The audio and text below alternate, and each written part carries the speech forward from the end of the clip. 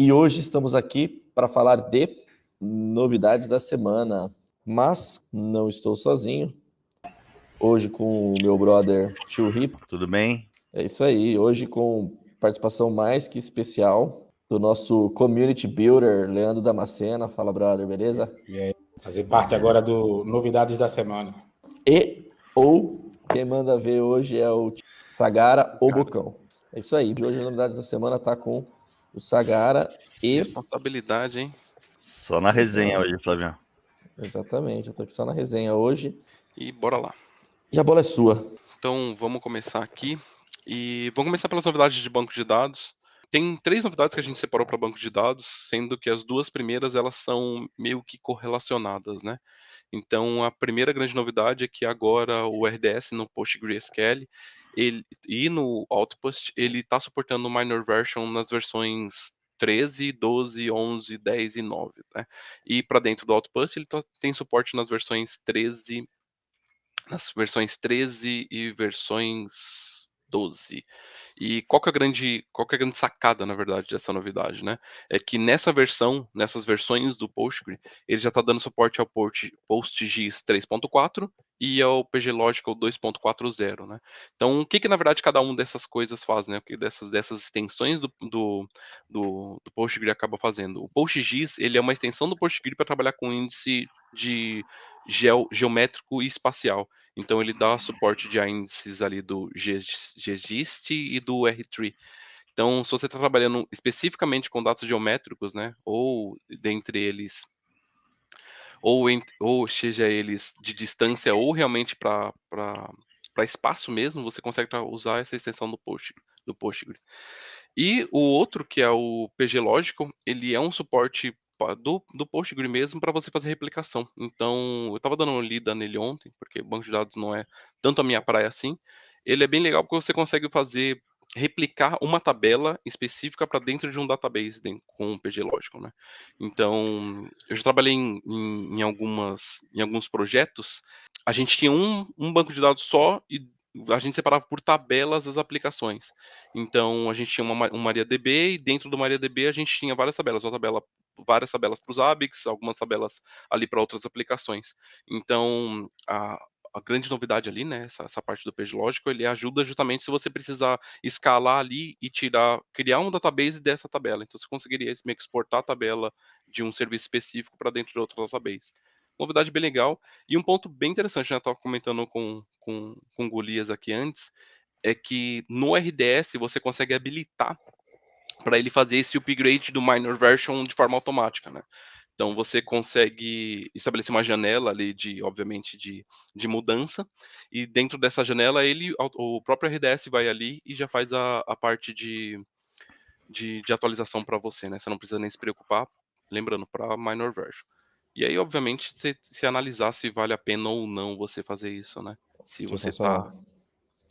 Sensacional. O PostGIS, né, pessoal? A gente tem bastante gente que usa, na verdade, né? Tem gente até em algumas aplicações ele tentando mudar para Mongo, tal, tudo. Mongo tem o módulo de gel, mas, cara, o PostGIS tem... Eu não me lembro a ordem de grandeza, assim, a quantidade, assim, mas a ordem de grandeza é, tipo, sei lá, de 200 formas geométricas que o PostGIS já tem pronta, o Mongo tem 8, sabe?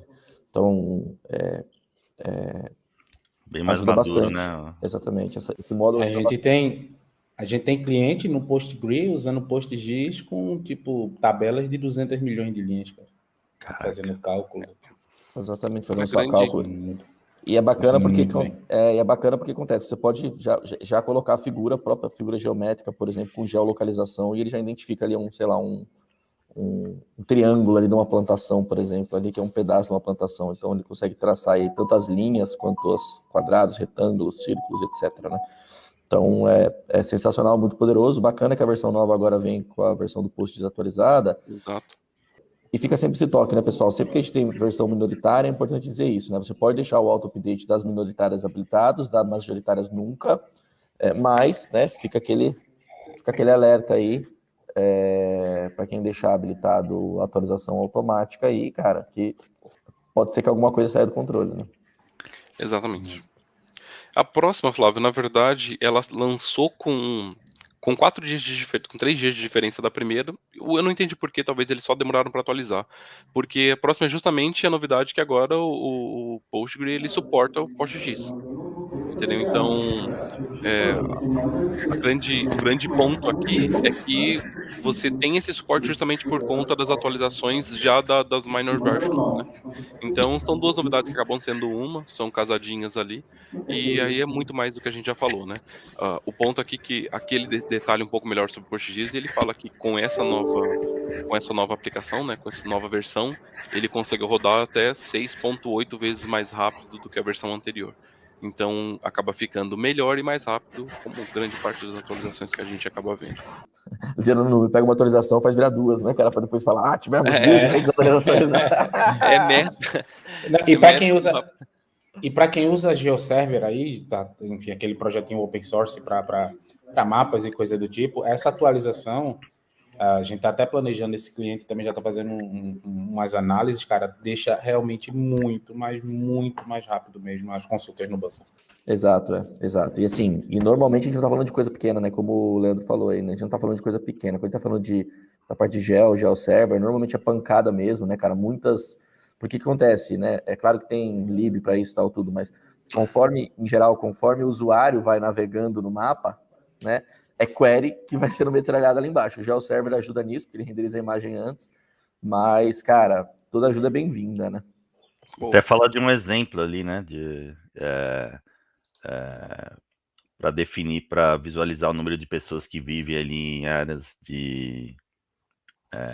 próximo de torres ali de rádio ou recepção de mobile, né? Dá para ter uma ideia que é coisa grande, né? Neptune, ele, na verdade, ele introduziu, né, a parte de resultados com queries, né, de usar Quest para fazer os resultados da query. E qual que é a grande sacada? O Neptune ele foi um serviço lançado no Reinvent de 2017 e ele é um database gráfico, né, um graph database. E o que quer dizer, na verdade, na prática, né, a utilização do Neptune? Eu estava dando uma olhada nos estudos de casos ontem e tem, inclusive, um cliente nosso que a matriz dele usa o Neptune para fazer uma visão 360 graus do que os clientes estão achando dos serviços dele. Eles fazem venda de carros, né? E eles precisavam dessa visão, e o que o Neptune ajuda? Ele acaba coletando e fazendo relacionamento de todos os comentários, de tudo que o cliente acha, tanto na base do próprio cliente, na base dele, quanto nas bases de redes sociais. Então eles juntam todas as informações, como se fosse um Big Data mesmo, para dar a visão 360 do que qual o serviço e qual os carros necessariamente, né, quais os modelos de carros os clientes estão mais gostando e mais comentando, entendeu? Eu achei bem bacana. Teve outro que eu achei mais interessante ainda, não por conta do assunto, mas teve um cliente da AWS em específico que eles usam o Neptune para identificar fraude dentro de torneio de game. Então, o caso era mais ou menos assim: tinha um torneio de game que eles precisavam jogar de forma individual e eles não podiam se juntar para meio que derrotar ou aniquilar outro usuário, né? E baseado nas interações que os games tinham entre eles conseguiam identificar as fraudes quando 2 games meio que se juntavam de forma paralela para acabar matando eliminando outros jogadores, né? Então, qual que é a grande sacada aqui da novidade, né? Agora que o Neptune ele suporta esses caches de queries, a resposta, na verdade, para isso vai ser muito mais rápida. Então, por uma coisa que precisa ter essa velocidade, porque ele é exclusivamente para quando você tem diversos tipos de interações ou relacionamentos, a resposta em cache acaba ficando muito mais rápida para dentro do serviço, né? Bacana, sensacional. E assim, a gente tem visto cada vez mais a necessidade desse tipo de serviço, principalmente por causa de aplicativo, né, cara? Raramente hoje tem aplicativo, você pega aplicativos ali que de alguma forma não te traz alguma estatística em gráfico, né, cara? Isso é um desafio de fazer mesmo com bases no SQL, né? Ainda bem que não existia isso quando a gente ia jogar CS na Lan House, né? Eu tava pensando nisso, né? Bem que o CS na Lan House normalmente era tapa na mesa, né, cara? E Age of Empires, né? Jogava Age of Empires 2, né? O cara aí usava o cheat, né? Tipo, ficava pegando as arvrinhas, né? Pegava as arvrinhas e construía um murinho, né, cara? Pra você poder fazer um caminho por dentro da floresta. Exato. Cara, se ele pegasse, aqui, ó, cara, alguém tá Exato. cheatando a floresta, né? Vivemos em tempos bons, em tempos felizes. Ele fute também, né? Ele fute também, né, cara? Tinha o Cheat-o-matic. Cheat-o-matic, Nossa, entregou. Tá vendo? Falamos junto aqui. Entregou. Tecnologia e AWS não é comigo, não. Agora aqui era. Para a parte de gerenciamento, gente, falando agora de nova novidade, tem uma novidade que eles lançaram que é bem simples, tá? Na verdade, eu nem sabia que não tinha ainda, mas agora você consegue, via programação, gerenciar os contatos alternativos da conta da AWS, tá? Então, dentro do blog da AWS, eles até lançaram alguns exemplos com Shell Script para você fazer isso. E qual que é a grande novidade, né? O que na prática você consegue fazer? Você consegue atualizar os seus contatos de segurança de dentro da sua conta. Por que isso é importante, né? E por que a novidade ele é tão interessante? Contato de segurança a AWS usa sobretudo para fazer para o abuse team. Então, se ela identifica que você se ela identifica que você está atacando ou alguma máquina sua está sendo usada para boot, ela usa do contato de segurança para te avisar. E é importante que você responda, porque mesmo se você não responder, a AWS ela vai entrar e matar sua máquina, independente de ser produção ou não. Então, dentro aqui Tem do. custos também, né? Tem custos também, tem o contato de custos, de operação e tal, então, de operação Isso. e de segurança. Então, custos, por exemplo, se, sei lá, não pagou a conta, sei lá, às vezes não pagou a conta, o billing é baixo, você não pagou a conta do cartão de crédito e não percebeu. O cara é rico, assim, igual o Leandro, o cara mora na Europa tal, não percebe. Cai em reais lá e nem percebe. Cara, é importantíssimo isso, é um requisito que a gente é até exigido aqui em tudo que a gente faz na AWS, mas, cara, não era automatizável até agora, então você simplesmente era obrigado a ir lá manualmente colocar, né? Exatamente. Se você tivesse uma conta só, Flávio, na verdade não faz nem sentido você usar programação, né? Você vai acabar talvez demorando mais para criar o script ou procurar um script e executá-lo do que ir lá e colocar os dados. Mas para a gente, o Golias até deu exemplo, a gente que tem um organization, ou mesmo para da rede, que acaba sendo uma centralizadora para diversas contas, a ideia de você utilizar desse serviço para você fazer a atualização em massa das contas acaba sendo bem interessante. Na próprio blog da AWS, ele tem um script para você fazer, copiar, na verdade, copiar e colar, e acho que você só vai ter que atualizar ali, obviamente, com seus dados e as contas que você vai executar, mas ele mostra o script rodando. Então ele é um shell script mesmo, né? Ele entrando dentro da conta e fazendo atualização de segurança dentro de cada conta que ele tem ali dentro de uma base no TXT dele. Quer dizer, foi um caso de uso que a gente entendeu que seria útil, né? Por exemplo, absorveu, passamos a administrar a conta de um cliente. Vamos alterar o contato ali de várias contas desse Exato. cliente, sei lá, né? É isso Bem aí. bacana. Sensacional. Vamos para a parte de compute, que normalmente é a que mais tem novidade, e a gente começa a agir já com a liberação da AWS para a hibernação no Ubuntu 20.4. Então, a hibernação, na verdade, já existe na AWS há algum tempo, desde 2018, e aos poucos a AWS está fazendo essa liberação de quais sistemas operacionais já suportam, né? A gente já tem hibernação ali para o próprio Linux da AWS, para o CentOS, para o Red Hat 8 e para o Ubuntu 16 e 18, e agora com o Ubuntu 20, né? E qual que é o grande ganho da hibernação? Você consegue parar sua máquina e voltar ela sem ter a necessidade de você fazer o restart do serviço que você já tinha, o que não acontece necessariamente dentro do Stoppage, né? E além da volta da máquina que acaba sendo um pouco mais rápido. O que você precisa, na verdade, entender da hibernação como um todo é que você precisa ter espaço suficiente dentro do seu EBS, né, dentro daquele volume root que tem dentro do EBS, do mesmo tamanho da quantidade de memória RAM que tem na sua máquina. Então, se você tem uma máquina com 8 GB de RAM, você precisa ter 8 GB de espaço livre dentro do volume root do EBS. Entendeu? Então, além do EBS precisar estar criptografado. E aí o grande ganho para custos mesmo é que quando você está com a máquina hibernada, você não paga a instância, você só vai pagar o consumo do EBS e se você tiver um Elastic P dentro da máquina, né? Então, a hibernação que a AWS acaba lançando para o Ubuntu agora, ela é uma novidade bem legal para pessoas que usam ali o Ubuntu dentro das instâncias e acaba gerando uma economia se você utilizar esse serviço, né? Então, a gente estava até discutindo alguns casos que podiam aqui no Backstage com Golias antes. Imagine que se a pessoa ela não quer trabalhar ali desligando as máquinas à noite, né? Ter aquele schedule para desligar as máquinas à noite e acabar tendo os benefícios de custo com isso, ela pode acabar usando hibernação para isso. Obviamente o custo dela não vai ser tão grande, mas vai conseguir diminuir ele de forma marginal dentro dos custos. Lembrando que principalmente para aquele cara que tem medo de baixar a aplicação, né? Exatamente. O cara tem medo de baixar a aplicação, baixa a aplicação, tem medo de não voltar mais, né, cara? Exato. Que for ali, pode ser que faça sentido hibernar, né? É engraçado que esse é um recurso que veio, demorou para vir, mas veio e tal, tudo mais, né? Um monte de gente que perguntava, tal, tudo falava. Sendo franco, cara, eu nunca vi tanta. É porque talvez a gente esteja lidando com mais ambientes autoescaláveis, tal, e tudo mais, né? Não tenha tanta necessidade disso. É que você já tem o autoscaling, né, o Flávio? Já é efêmero, né? É que eu acho que são casos diferentes, né, Flávio? Talvez a hibernação ela vai atender muito mais aquele cliente menor, né? Talvez. Então, para cliente que precisa de ter a disponibilidade em 100% do tempo, não vai fazer sentido a hibernação. Ele só usa o autoscaling, como o Golias falou, para diminuir quando você tiver menos requisição, ou você sim. Poderia baixar o número de máquinas, na verdade, né? No ambiente autoescalado, né? Mas assim, esse é legal pro cara que tem o Windows 2000, né, velho? O cara que tem o Windows 2000 lá, velho. Morre de medo de baixar. Cara, e vou te contar que entrou cliente esses dias que tava usando um Windows 2000, viu? Eu peguei um NT4, brother. Eu peguei um NT4 um mês atrás, peguei um NT4, cara. Não vou falar o nome do cliente aqui, mas qualquer dia ele vai vir aqui para contar a história dele, cara. Mas peguei um cliente com NT4, cara. Rodando em VMware, né? A gente tá tentando ver o que faz. Estamos vendo o que faz com ele. Pulando para a próxima, a Amazon lançou a versão 2.4 do Workspace Qt Optimizer.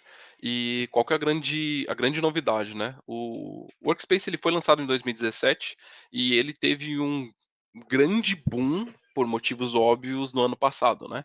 Então, por conta da pandemia, muitas empresas acabaram procurando essa solução de Workspace para atender eles ali de forma virtual, né? Você ter a sua máquina virtual dentro da AWS. E agora com a versão 2.4 do Qt Optimizer, ele tem algumas novas características. Dentre elas, a principal é que agora ele consegue deletar workspaces que não foram usados, o que vai acabar impactando de forma direta dentro do custo no final do mês do cliente, né?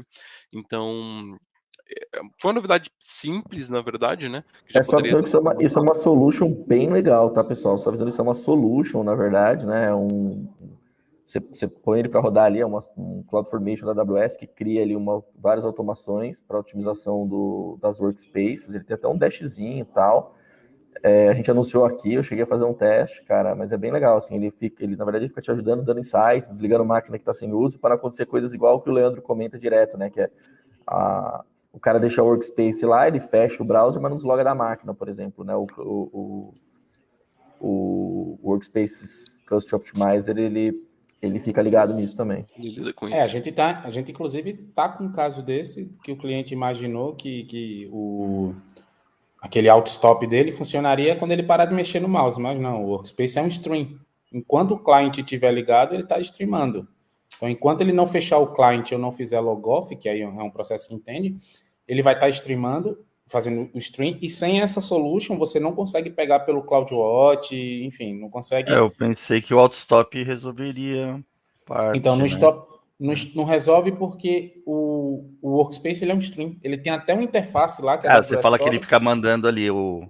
Ele está ativo. Então, ele não existe. O auto-stop não funciona. E dependendo como for, você pode cair numa armadilha que é o seu custo de auto-stop é muito maior do que você ter comprado a máquina no mês. Eu já fiz essas contas, o Leo, uma semana, cara. A máquina uma semana, 8 horas por dia. Se o cara usa a máquina até uma semana, 8 horas por dia, né? Que vai dar o quê? 5 vezes 8, vai dar 40, né? 40. Se o cara usa até 40 horas, ainda compensa o auto-stop, desde que ele saiba como usa, ele fecha o aplicativo. Não adianta ficar com o aplicativo aberto ali e dormir com o aplicativo aberto no notebook do cara, entendeu? Aí ele vai pagar 24 horas. Passou disso, vale mais a pena pegar o reservado, né? Mas essa solution serve exatamente para isso, cara, para ajudar você a tomar essas decisões, né? Na verdade, para tomar essas decisões por você, né?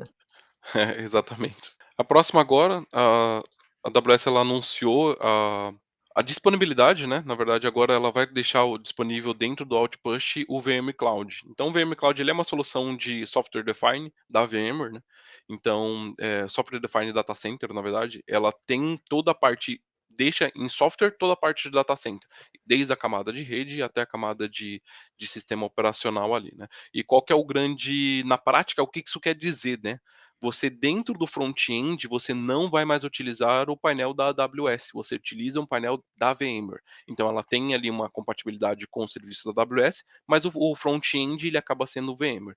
Além disso, o primeiro suporte ainda é VMware. Então, mesmo que atrás a VMware esteja lidando com o serviço da AWS, subindo EC2, descendo EC2, ou utilizando qualquer serviço que o Outpost ele tenha, o primeiro suporte ainda é da VMware, tá?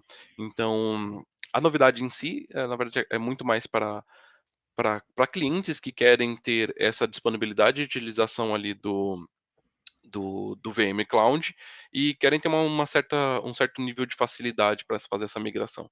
Então, é mais uma característica, né? Mais uma disponibilidade, mais um serviço que a AWS deixa para dentro dos clientes fazerem escolha. Isso é muito maluco, né? Porque você tem lá o VMware, aí você tem o VMware on Cloud on AWS para você levar o VMware para a AWS usando a infraestrutura da AWS. Beleza, né? Agora, aí a AWS lançou o Outposts, que é servidor on-premise, e agora você pode pôr o VMware on Cloud e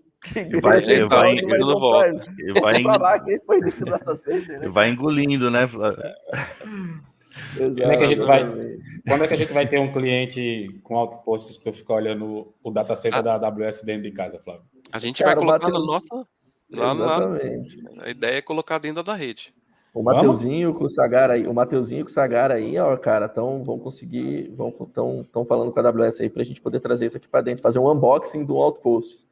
Uau! Imagine o tamanho desse unboxing. Exatamente. Eu vou pegar um avião e vou pra aí no dia.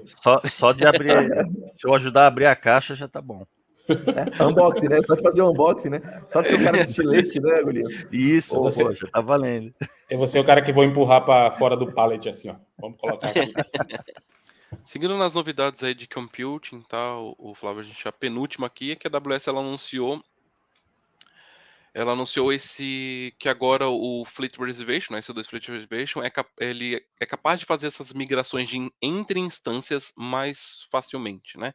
Então, o EC2 Fleet ele foi um subserviço do EC2 lançado ali em 2018 e ele basicamente é meio que um agrupamento, né? Tipo, ele cria uma frota, a tradução direta, de instâncias reservadas ou em spots para dentro de você. Então, você consegue usar essa frota baseado dentro da sua aplicação, né? Então, qual que é a grande novidade? O que na prática isso quer dizer? Antes, na verdade agora, você consegue colocar, caso uma nova instância for lançada, você pode colocar dentro da sua frota que ela vai ter prioridade. Então, por exemplo, a M6 foi lançada 2 meses atrás, se eu não me engano, você poderia colocar dentro do seu fleet ali que a M6 teria prioridade dentro da sua frota. Então, surgiu uma oportunidade na frota, automaticamente a M6 entraria dentro dela, né? Então, lembrando que o fleet pode ser spot, por exemplo, né? E aí ele vai escolher dentro das prioridades, né? Tal, tudo mais. Tem a questão também do Capacity Reservation, né, cara? Que é o EC2 Capacity Reservation, que é o contrário das Instances Reservation, né? O Tio Ri manja bem desse assunto aí, né, Tio Ri? É verdade. Você tem que reservar a capacidade para ninguém mexer na capacidade, né? Exatamente, para ninguém reservar, né? Para quem não conhece aí o EC2 Capacity Reservation, é o seguinte, né? Quando você tem reservas de instância, mas aquelas instâncias você não quer que use as reservas do Savings Plan. Sei lá, por exemplo, tem um amiguinho chato, tipo assim, tá todo mundo aqui faz um combinado que quer usar EC2 Savings Plan, e o Leandro é chato, ele fala, não, eu não quero pagar isso aí, um ano, não sei o quê. Falo, beleza, então, eu coloco suas máquinas aqui no Capacity Reservation, e aí as suas instâncias não vão usar as reservas, mesmo que sobrar meu Savings Plan, você não vai usar.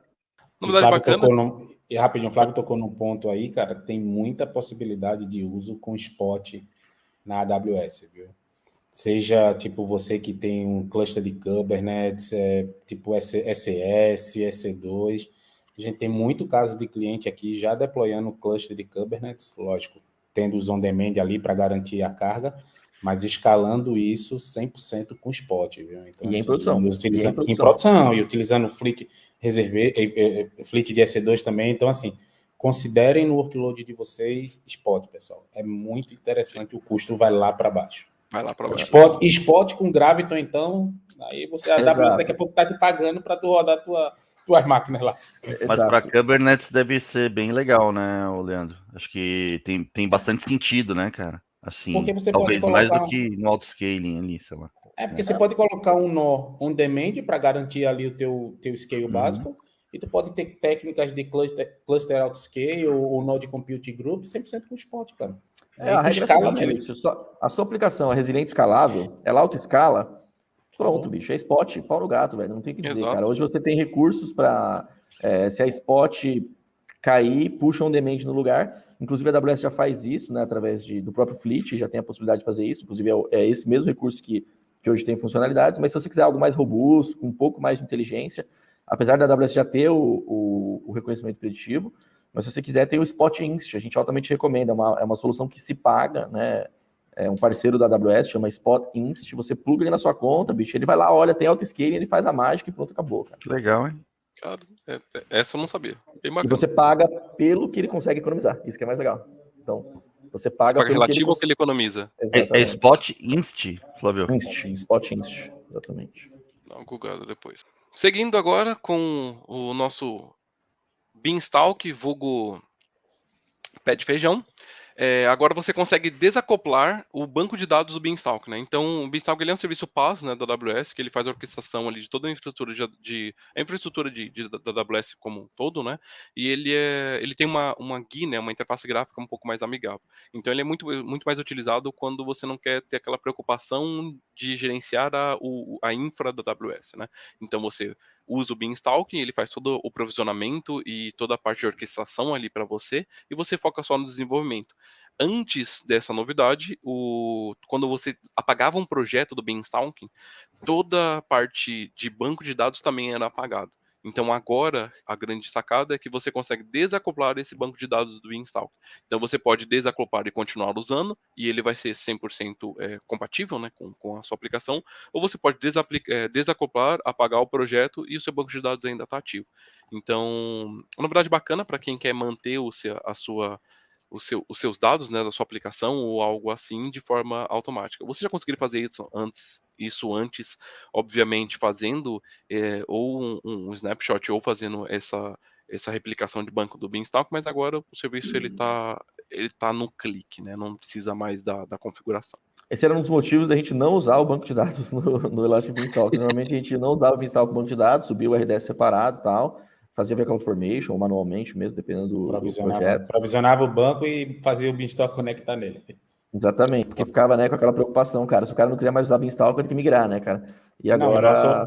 O maior terror de um Beanstalk de você, assim, da gente migrar ou clicar em, tipo, destruir, reconstruir, era, cara, esse cara tá usando banco de dados por trás, tipo, os bancos de dados acoplados dele, porque se você não colocar a política de retain, até dava para colocar o retain, né? Porque ele ia manter lá o snapshot e tal. Mas se você não colocasse o retain, cara, tipo, você poderia perder toda a sua aplicação. Exato. E aí, só para, né, dar uma para a galera nova aí, para os café com leite, como diria o Rodrigo aí, o Elastic Beanstalk, ele automatiza autoscaling, load balancer, EC2, RDS, acho que é só tudo isso, né? É rede também, né? VPC e tal, tudo mais. Então, cara, você simplesmente fala assim, sobe minha aplicação Python aí e já era. E aí ele faz tudo para você, minha aplicação PHP, por exemplo, né? Já era. Então, a parte do banco a gente sempre deixava de lado, porque por causa desse perigo aí do cliente sem querer ir lá e apagar o projeto, apagar tudo, né? Ele é basicamente um application service as a service, podendo escalar, usa banco, load balancer, enfim. E roda container também, né? Exatamente. E ele usa o CloudFormation, né, para criar infra e tal. Fazer as expressões. Tudo na AWS usa CloudFormation. Exatamente. Você querendo ou não. CloudFormation usa CloudFormation, né? CloudFormation, eu já tenho essa dúvida se o CloudFormation não usa o Inception Formation. Exatamente. Igual o Kinesis, né? Aquela vez caiu o Kinesis, caiu tudo, né, cara? E aí você descobre que tudo na AWS é data stream. Exatamente. É tudo orientado a evento, isso aí. Exatamente. Na verdade, parou de ter novas atualizações, né? As coisas não ficaram fora, o que estava no ar, mas você não conseguia fazer nada novo, na verdade. Deploy, né? Depende, deploy era novo, deploy era dia a dia, cara. Deploy era dia a dia. O autoscale não funcionava. O autoscale parou, entendeu? O autoscale para mim não é novo, o autoscale para mim é dia a dia, né? É a saga pré-reinvent. Vai acontecer daqui a 2 meses. O Leandro tá na teoria da conspiração. Os caras querem lançar todas as novidades pro Reinvent. Foi até os estagiários para trabalhar, né? Cuidado com seus deploys em Norte Virgínia. Mancada. Os caras estão falando que vão fazer uma região em Marte lá, cara, para poder ser beta. Seguindo agora, entrando nas novidades de DevOps, tem 3 novidades ali, na verdade 2, né? Porque uma é igual a do RDS, que é uma colada na outra. Então, a Amazon agora, no CloudGuru, ele anunciou que o Python ele já vai ter a disponibilidade de você rodar o Bandit, né, para fazer análises de segurança e na análise de aplicação como um todo. Então, o CloudGuru ele é uma ferramenta que utiliza Machine Learning já para fazer essas análises e recomendações para melhorar o seu código, né? Então, ele usa ou outros códigos baseados em outros códigos, no caso, no Python, a própria PEP, e ele vai usando várias melhores práticas, né, best practices, para você fazer comentários sobre como você melhorar ou deixar seu código mais seguro. E o Bandit, ele é uma ferramenta open source do mercado mesmo, né? Que ele já faz análise de segurança no Python. Então agora, dentro do CloudGuru, ele dá suporte para isso de forma 100% compatível, né? Então você já consegue ter aí todas as recomendações de segurança baseado no OASP ali, de OASP, ou melhores práticas, e até mesmo o uso incorreto ali de bibliotecas dentro do seu código, de forma automática dentro do CloudGuru. CloudGuru ganhando corpo aí, né, cara? Exatamente. Começou com Java, implantou Python, daqui a pouco vai vir para TypeScript, no C Sharp. Uma notícia bem bacana que ontem, isso já vinha acontecendo há alguns anos, mas ontem, pela primeira vez, o Python ele passou o Java na questão de linguagem mais utilizada no mundo, né? Mais comentada no mundo. Então, tava colando, né? Eu lembro que a gente bateu um papo aqui uns meses atrás que tava colando, né? Chegou. Ele passou o Java agora. O Java é o pai de todas as linguagens de orientação a objeto, mas acabou perdendo core aí por Python, porque acaba sendo uma linguagem muito mais fácil de você trabalhar, né? Um Hello World. Você tem um poder da orientação a objeto, você tem o poder de abrir, de scriptar, tipo, fazer script mesmo. Você tem uma comunidade aí de ele leva a comunidade. Ele leva todas as comunidades, cara. Leva a comunidade de desenvolvedor mesmo, desenvolvedor para aplicação, profissional. Leva scripting. Leva a sysadmin, né, que vai fazer scripting e tal. Então, cara, é muito bacana. Eu acho que o Bandit é o cachorro do Johnny Quest, né, não? E eu tenho... Nossa, agora... E eu tenho uma visão do Python que é assim, existem os monstros que criam o conceito, tipo, os super gênios. Aí tem a galera abaixo do super gênio, que são os que desenvolvem aquele conceito e que criam as bibliotecas. Aí você tem o pessoal que avaliam e melhora aquelas bibliotecas. Você tem um desenvolvedor ali normal, você tem o sysadmin e você tem um curioso abrindo o ponto PY aí, cara, baixando pandas e, cara, saindo do outro lado. Exato. Então, assim, é muito simples. E abaixo tem a gente, né, Sagara? Abaixo tem eu que dou print. Então, eu acho que é por isso que eu acho que ele teve essa escalada aí também muito grande. E você tem um poder gigante e uma comunidade absurda, né, de suporte. De suporte, exatamente. O Bruno que está assistindo a gente, ele é fellow, né, da Python aí. Bem legal. Muito bom. Chamar o Bruno para fazer uma live aqui, pô. Já tá feito o convite. Tá mudo, Flávio? Tá mudo, Flávio? Não sei se eu falei a mesma coisa que você. Eu falei, já tá chamado. Seguindo nas novidades aqui, eu coloquei em DevOps porque eu não achei se eu poderia colocar aqui ou em outro lugar, mas agora o Backup Audit Manager, ele suporta CloudFormation, né? Então, dando mais poder para o CloudFormation, né, ele ficando mais poderoso, você consegue agora utilizar o CloudFormation para criar toda a parte de política, toda a parte de retenção e até utilizar ele para validar toda aquela questão de compliance dentro das suas políticas de backup, né? Right. Então, isso na verdade acaba dando mais poder de automação para dentro do CloudFormation, que já utiliza CloudFormation. E você consegue fazer toda a parte de auditing e toda a parte de compliance dentro do CloudFormation para o Backup Audit.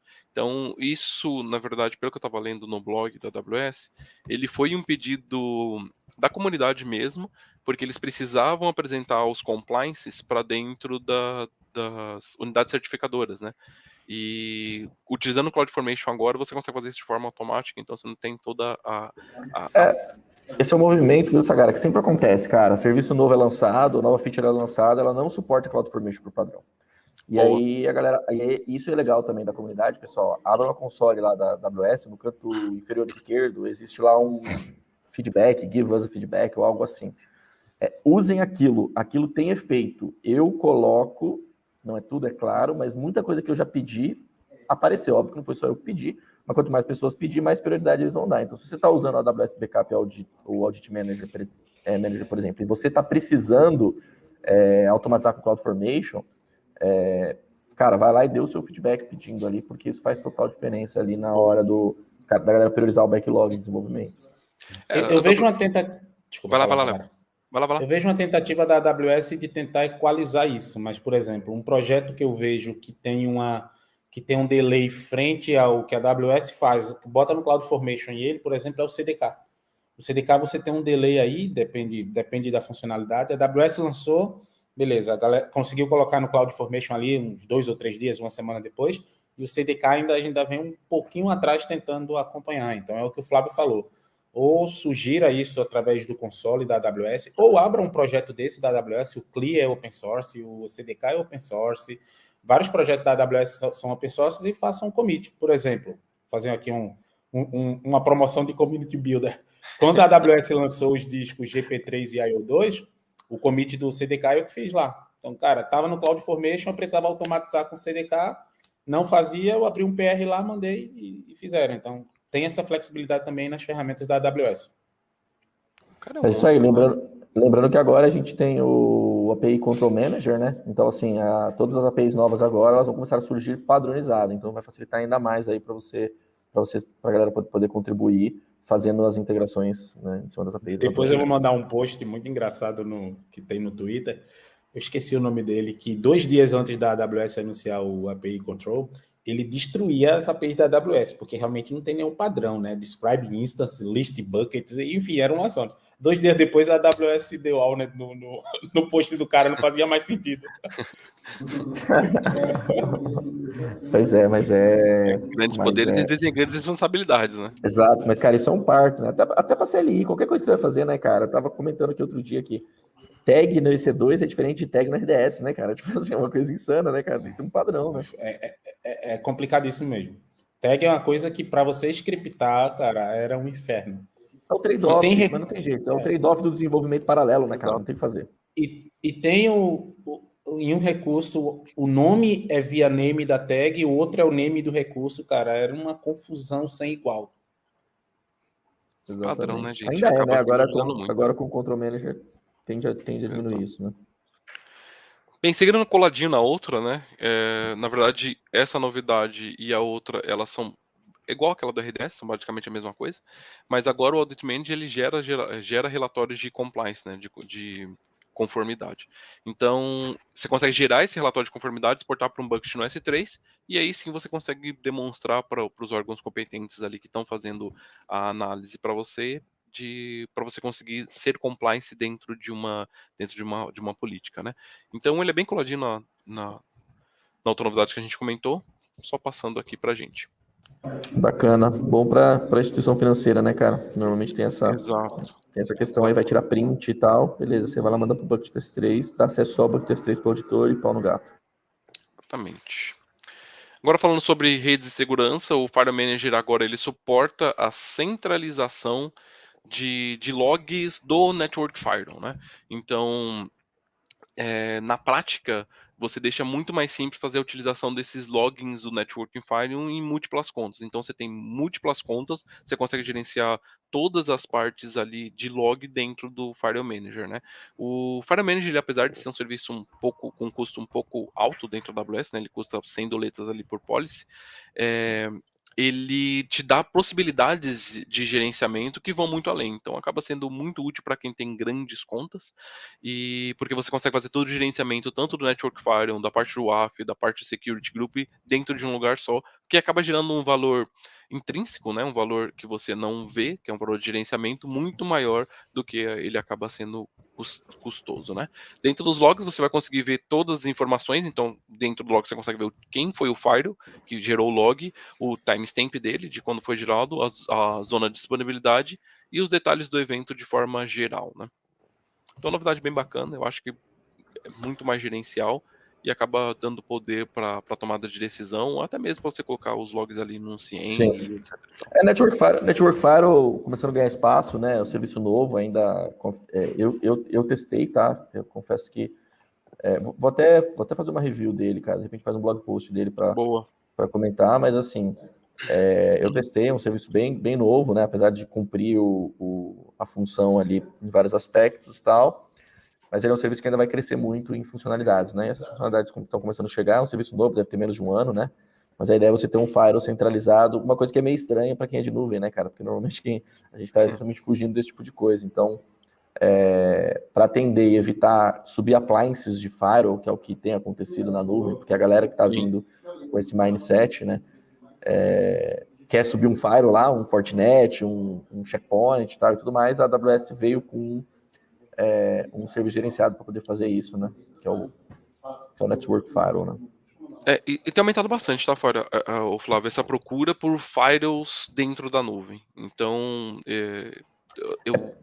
porque tem aumentado, Sagara, a galera mais enterprise, mais tradicional, que está acostumado a utilizar firewall, entende? Então, faz sentido. Então, assim, a galera mais enterprise está vindo para a AWS. E o que vai fazer com a equipe de Firewall? Que tava lá, a equipe de Firewall, ela sabe trabalhar com aquele ferramental, né? Então, acho que são as duas coisas. É o cara que quer impor ali as políticas dele, mas também o conhecimento que o cara tem de anos ali, que pode ser implementado também no ambiente em nuvem, né? Boa. Às vezes para manter a compatibilidade também, né? Você tá levando, sei lá, tem um SDN, alguma coisa assim, e quer fazer uma conexão com a nuvem, sei lá, ele quer colocar o mesmo appliance ali, só que virtual, né? E é normal, como o Flávio falou, assim, a adoção enterprise em massa, por incrível que pareça, está começando a acontecer agora. Até então, ir para a cloud era coisa de startup, coisa de empresas cool, friends, porque agora os grandes players, bancos, fintechs e coisa do tipo que tem aí sua história de anos, de dezenas, de décadas, estão começando a adotar. E assim, um banco não vai adotar a cloud sem possibilidade de ter um firewall ali consolidado. E assim, o Network Firewall... Exato, o Network Firewall da AWS é muito bacana, está evoluindo muito, em um ano já teve muita evolução. Algumas coisas ainda não comporta, mas, cara, para um workload ali, ele pode trabalhar em conjunto com o Shield também, é fantástico. E é engraçado que há 2 anos atrás, eu discutia com o time de segurança da AWS, quando a gente era um cliente ali, o cara falou assim, o fulano adora um firewall, né? O cara adora um firewall, a galera da AWS também colocou um firewall lá para poder atender esses caras. E a AWS, nesse movimento de segurança, eles estão lançando a AWS é monstra em lançar serviço autogerenciado, né? Ou seja, tirando de você a responsabilidade de estar pageando o hardware, enfim.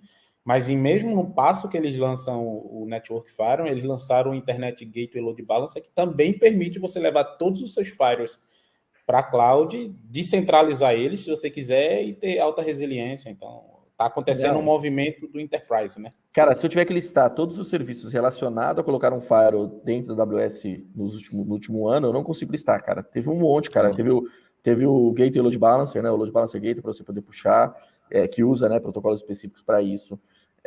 Teve o Network Firewall, as iniciativas com o Network Manager. Da parte de redes, cara, teve o Internet Egress para IPv4. Cara, coisa pra caçamba, cara. Não, o próprio WAF vem colocando bot control, vem colocando um monte de coisa aí ao longo do tempo, IPs bad IPs conhecidos. Então. Teve o NAT interno, o NAT Gateway para tráfego interno, né? Não sei se vocês lembram que a gente anunciou aqui. Então, cara... Tem o Network Load Balancer chamando o Application Load Balancer. A micreiragem está aberta a temporada de micreiragem de rede na AWS. As boas, péssimas práticas. Muito bom, sensacional. EFS, né? O FS se desenvolvendo cada vez mais, né? Seguindo falando do Network File, a outra novidade de redes é justamente sobre ele, e é justamente agora ele implementar justamente característica que a gente está acostumado no Firewall padrão, né? Então, na verdade, qual que é a novidade? Que agora você tem a opção de ordenar as regras de drop e as regras de allow, né?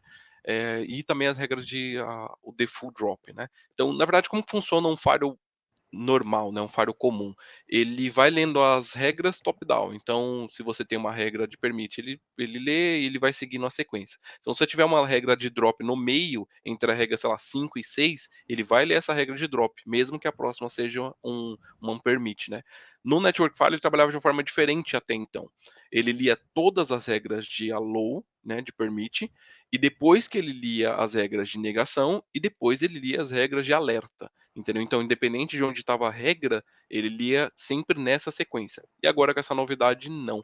Essa novidade ela quebra esse paradigma. Você consegue ordenar as regras e colocar uma regra de drop depois de uma regra de permit e antes de uma regra de alert. Ele vai lendo isso de acordo com a ordenação das regras. Parece uma bobagem, mas traz uma versatilidade grande. É uma coisa que o Security Group não faz, né? Então, assim, o Security Group ele tem um deny implícito e você só dá allow, né? Então, exatamente. Com essa, né, que é um pouco parecido com isso, né? Agora, com essa novidade aqui, você consegue ter uma regras um pouco mais versáteis. Eu quero liberar esse MP para esse P e depois bloquear esse MP para todo mundo, né? Então, exatamente. Fazer esse tipo de coisa. Então, exatamente, no Security Group você precisava usar uma lógica um pouco diferente do que o cara que está vindo do on-premises usa, né? E agora não, agora com o Network Firewall você consegue, com essa novidade do Network Firewall, você consegue realmente trabalhar como você trabalha num firewall normal, né? De mercado, vamos dizer assim. De mercado, exato. E a nossa penúltima, tem mais, na verdade, penúltima novidade, é a última. Nossa última novidade é relacionada ao KickSign, e ele agora suporta o Pixel Perfect nos dashboards, né? Então, o KickSight ele é um serviço de criação de dashboards interativos de BI para AWS. Então, agora ele conta com essa novidade, que é uma novidade de visual, né? Então, você a capacidade de você criar dashboard com Pixel Perfect. Pixel Perfect, talvez o Leandro vai falar muito melhor do que eu, mas ele é um conceito de desenvolvimento web que você copia exatamente o que você criou para dentro da aplicação do usuário. Então, desde 2007 que foi lançado os smartphones, esse conceito ele ficou um pouco ultrapassado, porque a visualização que você tem dentro de uma tela de computador não é necessariamente a visualização que você tem dentro da sua tela do smartphone. Então, ele precisa ser dimensionado de forma correta para dentro do smartphone. E não necessariamente isso acaba sendo útil para tudo. Por exemplo, no caso do KickSight. Então, dentro do blog, ele mostra um exemplo bem legal, que é você fazer as criações de gráfico. Então, você consegue colocar um gráfico dentro do outro. Então, ele vai mostrar aqui que ele vai pegar um gráfico ali de barras e depois pegar um gráfico de pizza e colocar um gráfico dentro do outro para você mostrar isso. Utilizando isso no conceito normal, que é você adaptar esse dashboard, né, dentro de qualquer tipo de aplicativo móvel, essa visualização dentro de um celular, por exemplo, seria horrível, porque ele tentaria customizar isso para dentro da tela, ficaria super pequeno e você não conseguiria ver os dados de forma correta. E o Pixel Perfect, ele libera isso para você, né? Então você consegue dar o zoom e conseguir visualizar isso de forma de forma melhor, né? Então é uma novidade simples, com um conceito grande, mas com uma funcionalidade bem bacana. Eu nem sabia que isso era uma dificuldade no QuickSight. Ao longo do tempo vem aí o Pixel Perfect, acho que é um conceito ali 2008, 2010, enfim. Ao longo do tempo vem como você falou, tem uma grande discussão, porque a maioria dos projetos já não são mais tão web, já há uma diferença disso. Sinceramente, há uns 2 anos aí que eu não estou 100% focado em desenvolvimento web aí, mas eu vejo uma galera dizendo para você rejeitar esse conceito hoje em dia, mas eu nem sabia que era uma dificuldade no QuickSight. Problemas que a gente nem sabe que existe, né? É por isso que a novidade da semana é boa para o público e é melhor ainda para mim. Exatamente. Se alguém me falasse olha, tem problema de Pixel Perfect no QuickSight, eu ia falar, caraca, será que a AWS não usa o conceito? Eu nem sabia que era a funcionalidade dele agora. Então, falando disso, para mim, Pixel Perfect era o filme da Disney lá, né, cara? Que, cara, o pessoal fazia um design, quando colocava o HTML e o CSS, ficava, cara, era maior, era diferente, não tinha como bater, não. Exatamente. Sagara, obrigado demais, cara. Não esqueça de seguir o protocolo SIC3, né? Se inscrevam no canal, sigam o canal, curtam, compartilhem e comentem aqui no nosso chat. A gente vai responder com o maior prazer. Valeu, pessoal. Valeu, gente. Valeu, pessoal. Fiquem em casa e estudem, pessoal. Valeu demais.